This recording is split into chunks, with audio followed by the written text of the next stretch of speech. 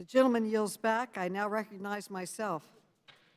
I believe strongly in protecting Americans' First Amendment rights, and I also believe that we cannot accept inappropriate surveillance of peaceful protests and other First Amendment activity.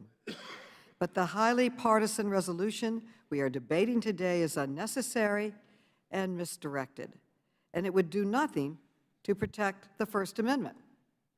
This resolution would request documents from President Biden about the surveillance activities of the Postal Inspection Service, a unit of the Postal Service, with respect to, quote, pro-gun, pro-life, or conservative groups, end quote. In other words, this resolution seems to be suggesting that President Biden somehow used the Postal Service to spy on conservatives and other people, but nothing could be further from the truth. The truth is the Postal Service is an independent agency, which is not subject to direction from the President or the White House. Instead, the Postal Service is overseen by an independent Board of Governors, which happens to be chaired by a Republican appointed by former President Trump.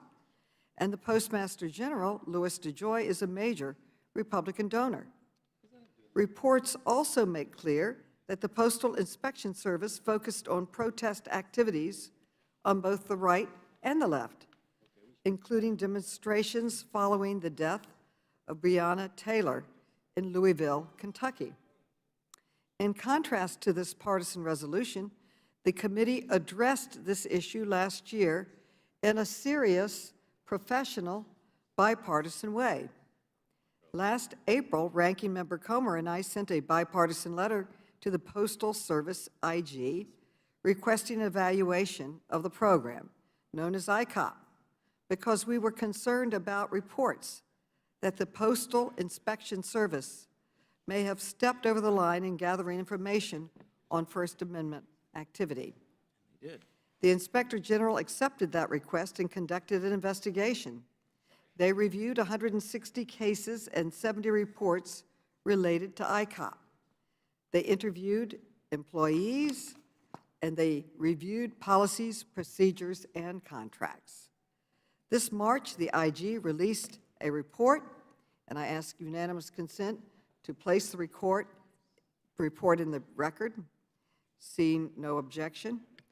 The report found that in some instances, ICOP, quote, exceeded the Postal Inspection Service law enforcement authority, end quote, by using open source tools like social media to gather information on First Amendment activity.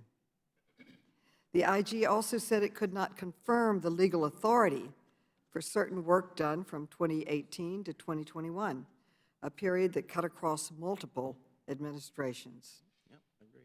Although the Postal Service disagreed with some of the IG's findings, they agreed to address the IG's key recommendations and to conduct an internal review. I would strongly support efforts to learn more from the Postal Service about the outcome of its internal review to ensure that the agency is carefully protecting First Amendment rights. And as my good friend Ranking Member Comer knows, given our close work on the Postal Service Reform Act, I have continuously worked with him to ensure that the Postal Service has the resources it needs to support itself.